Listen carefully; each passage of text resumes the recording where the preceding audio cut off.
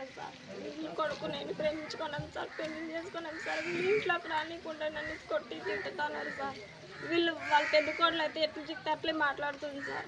గెలిచి మాట్లాడినా నేను అని చెప్పి ఏం భయపడదు. మనం మాట్లాడతలేవు చెప్పు చెప్పు అని ఎట్లా చెప్తారు మాట్లాడతారు సంబంధం అట్లా ఇట్లా అంటారు సార్.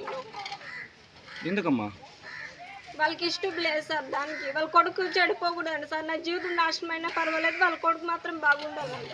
పెళ్ళి ఎన్నేం లేదమ్మా? 4 నెలలు అయింది అంతే సార్. మీరు ప్రెగ్నెంట్ అమ్మా? మీరు అవును సార్. ఎన్ని నెలలమ్మా? 9 నెలలు ఉంది సార్. వాళ్ళ అత్తమ్మ ఏం చెప్తున్నారు? వాళ్ళు ఏమంటున్నారు, మీ ఇంట్లోనే ఉండు అంటారు సార్. ఎందుకు? ఎందుకంటే వాళ్ళకి ఇష్టం లేదు కాబట్టి. నా కొడుకే కాదు, మాకు సంబంధమే లేదు అంటారు.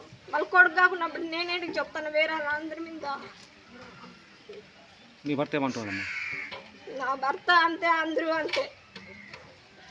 ఇంట్లో నుంచి వెళ్ళి నా ఇంట్లోనే ఉండొద్దు, తెచ్చి నాకు సంబంధమే లేదని బయటకు నూకేస్తాడు. పోలీసులు ఫిర్యాదు ఇచ్చారమ్మా?